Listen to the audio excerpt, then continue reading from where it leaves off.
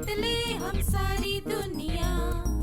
बीच हमें आज बोने दो, रोज उसे थोड़ा बढ़ने दो। छू लेंगे आकाश हम, मन के विचार हकीकत बने। सिद्धि फल से आनंद देंगे, कोशिश कर बढ़े, सोच बुलंद करे।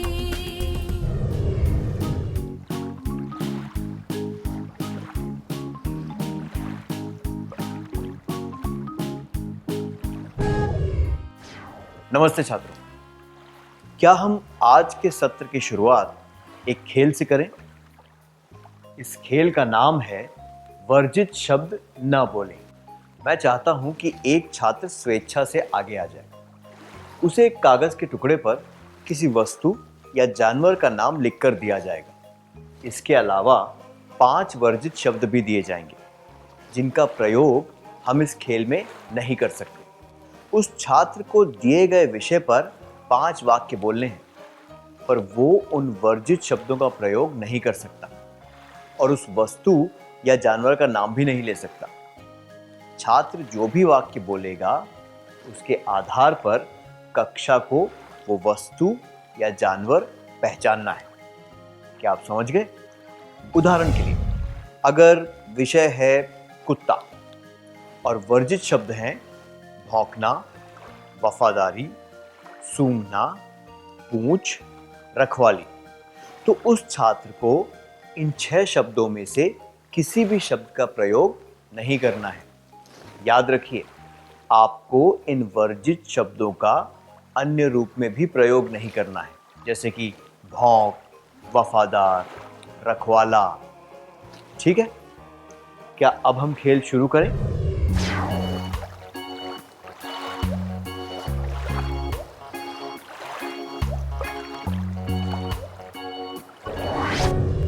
बहुत बढ़िया खेला आपने, धन्यवाद।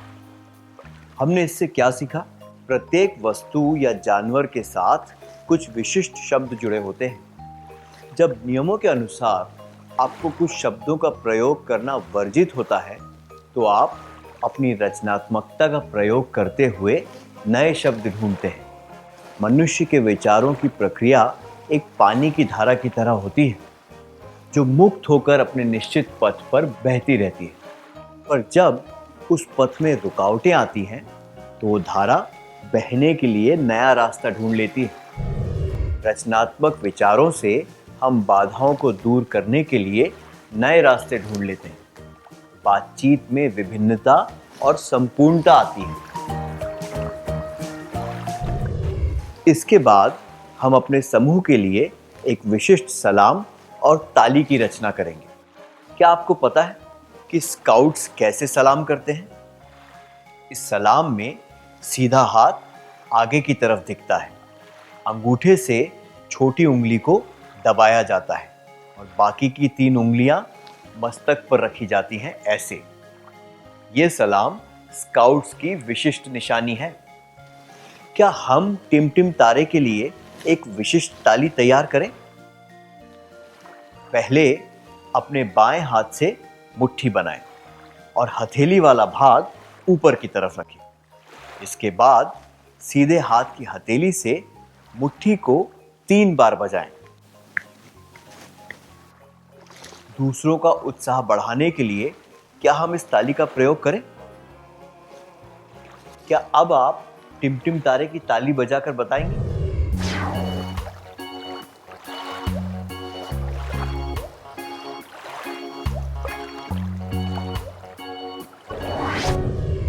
धन्यवाद। आने वाले सत्रों में सबका उत्साह बढ़ाने के लिए क्या हम इस तरीके का प्रयोग करें? इसी तरह आप अपनी कक्षा या अपने समूह के लिए एक विशिष्ट ताली बना सकते हैं। शुरुआत करने के लिए आप सबसे उनके विचार मांग सकते हैं और फिर मतदान द्वारा निर्णय ले सकते हैं। क्या अब हम अगला क्रियाकलाप करें? चलिए अगले क्रियाकलाप के बारे में जानते हैं। चुटकुले बनाकर सुनाने के लिए भी रचनात्मक सोच चाहिए।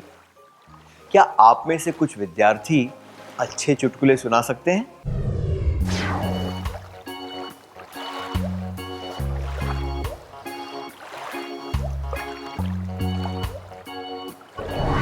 धन्यवाद। हमने इससे क्या सीखा? समय बिताने का एक मजेदार तरीका है रचनात्मकता से विचार करना। इससे सबका मनोरंजन भी होता है। आइए अपनी रचनात्मकता का प्रयोग करने का एक और तरीका ढूंढते हैं। इसे कहते हैं उलट पद्धति। इसमें उन बातों की सूची बनानी है जो किसी लक्ष्य को प्राप्त करने के लिए नहीं करनी चाहिए। फिर उस सूची में लिखी गई बातों का ठीक उल्टा करना चाहिए। उदाहरण के लिए, अगर मुझे अच्छे अंक चाहिए तो मुझे उन बातों की सूची बनानी है जिनसे मुझे अच्छे अंक नहीं मिलेंगे और फिर वे बातें नहीं करनी चाहिए।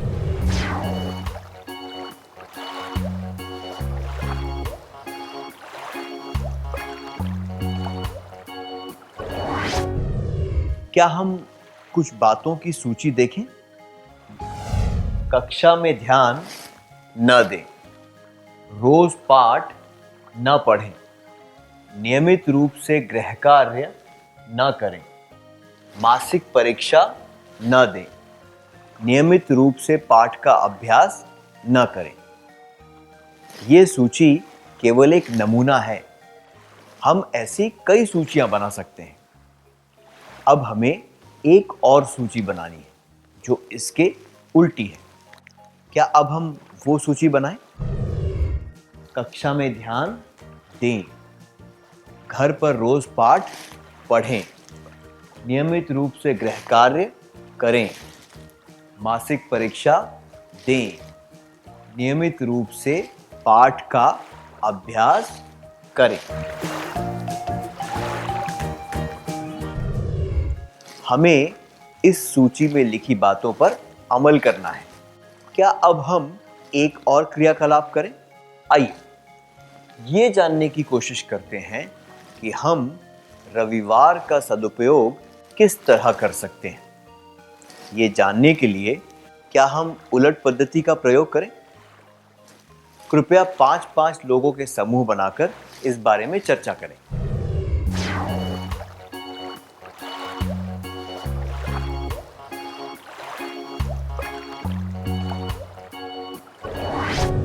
बहुत अच्छा प्रयास था। क्या अब हम उत्तर जांच लें? पहले हम नकारात्मक निर्देशों वाली सूची देखेंगे। रविवार को सुबह जल्दी न उठें, घर का काम न करें, अगले सप्ताह क्या करना है इसके बारे में न सोचें, दोस्तों से न मिलें, घर को साफ न करें। अब सकारात्मक सूची बनाते हैं। रविवार को सुबह जल्दी उठें, घर का काम करें, अगले सप्ताह क्या करना है इसके बारे में सोचें, दोस्तों से मिलें और घर को साफ करें। उलट पद्धति का प्रयोग हम केवल रोजमर्रा के कामों के लिए नहीं बल्कि कुछ और प्रश्नों के उत्तर जानने के लिए भी कर सकते हैं। जैसे कि मैं एक अच्छा बेटा, बेटी, बहन, भाई कैसे बन सकता या बन सकती हूँ? स्वस्थ रहने के लिए मैं क्या कर सकती हूँ या कर सकता हूँ? दूसरों का आदर पाने के लिए मैं क्या कर सकती हूँ या कर सकता हूँ, इत्यादि। जब आपके पास खाली समय होगा तब क्या आप इन प्रश्नों के सही उत्तर ढूंढेंगे? पर किसी काम को करने के लिए हम पहले ही सकारात्मक तरीके क्यों नहीं अपना सकते? हमें उलट पद्धति का प्रयोग करने की क्या आवश्यकता है? जब हम पहले से सकारात्मक तरीकों के बारे में सोचते हैं तब हमें उन पर अमल करने के बारे में सोचकर तनाव होने लगता है।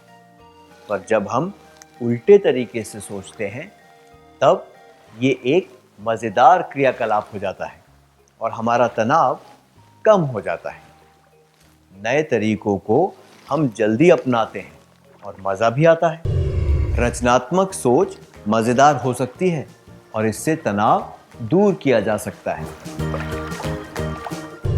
अगली पद्धति को हम विचारों की गुल्लक कह सकते हैं। जब आप छोटे थे तब आपको जेब खर्च मिलता था, तो आप क्या करते थे?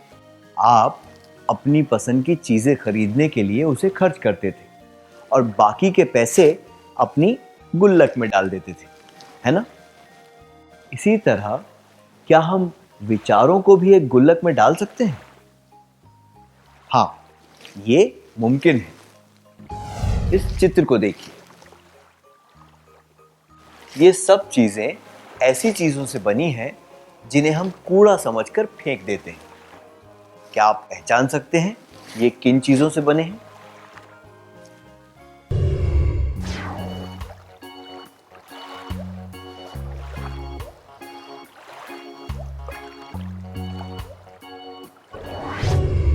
सही कहा।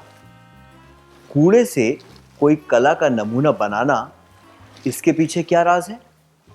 रचनात्मक विचार, है ना?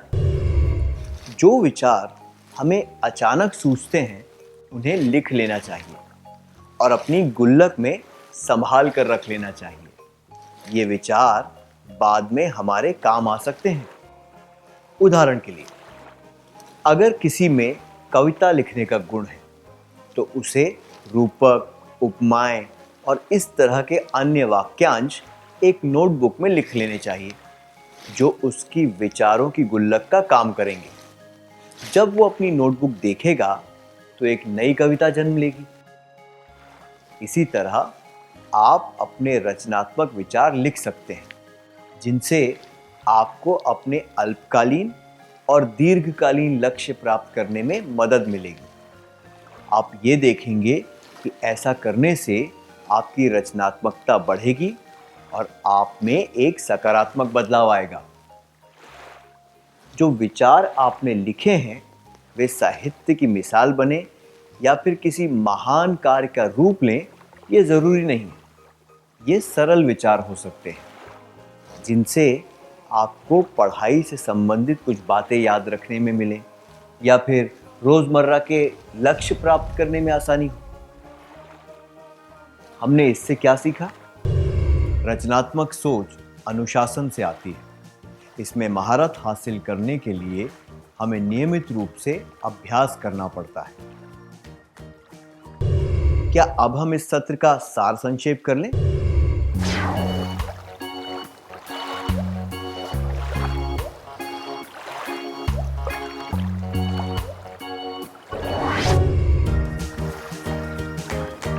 रचनात्मकता को विकसित करने के कुछ तरीके हैं। वर्जित शब्द न बोलें, उलट पद्धति, विचारों की गुल्लक। रचनात्मक विचारों से हम बाधाओं को दूर करने के लिए नए रास्ते ढूंढ लेते हैं। बातचीत में विभिन्नता और संपूर्णता आती है। समय बिताने का एक मज़ेदार तरीका है रचनात्मकता से विचार करना। इससे सबका मनोरंजन भी होता है। रचनात्मक सोच मज़ेदार हो सकती है और इससे तनाव दूर किया जा सकता है। रचनात्मक सोच अनुशासन से आती है।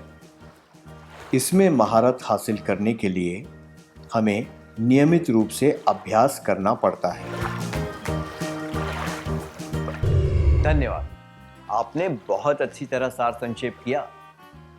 क्या हम एक क्रियाकलाप के द्वारा अपनी रचनात्मकता का प्रयोग करने की कोशिश करें?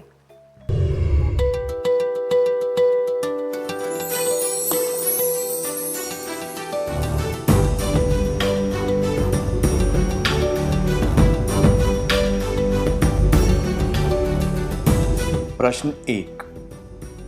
2 नए विचार लिखें जिनसे आपको 12वीं की बोर्ड परीक्षा में अच्छे अंक प्राप्त करने में मदद मिलेगी।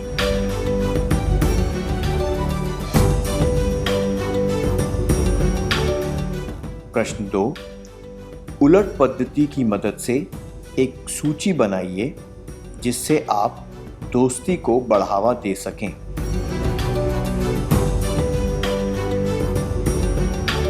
प्रश्न 3, चांद, सितारे, सूर्य, इंद्रधनुष और बादल, इन शब्दों का प्रयोग किए बिना आसमान के बारे में एक कविता या फिर 5 वाक्यों का छोटा अनुच्छेद लिखें।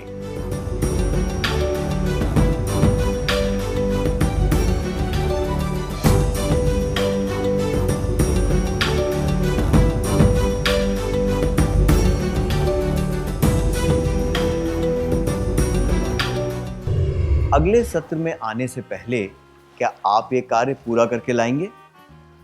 तब तक के लिए अलविदा।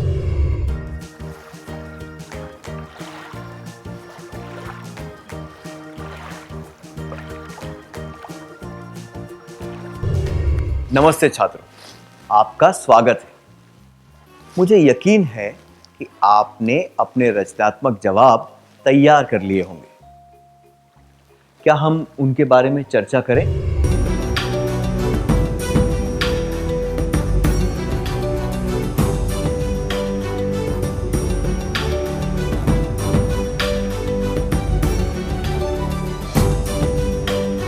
प्रश्न 1, 2 नए विचार लिखें जिनसे आपको 12वीं की बोर्ड परीक्षा में अच्छे अंक प्राप्त करने में मदद मिलेगी। क्या आप अपने विचार सबको बताएंगे?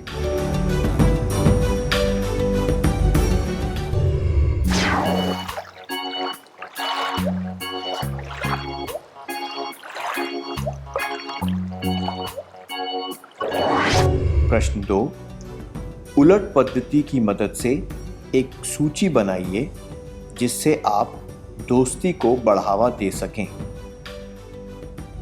क्या आप सबके सामने अपनी सूची पढ़कर सुनाएंगे?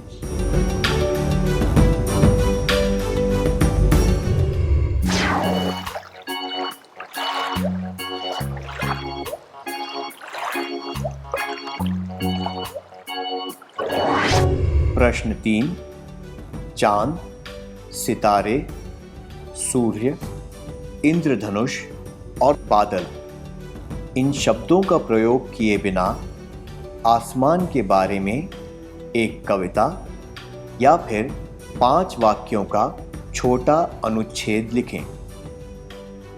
क्या आप अपनी रचना सबको सुनाएंगे?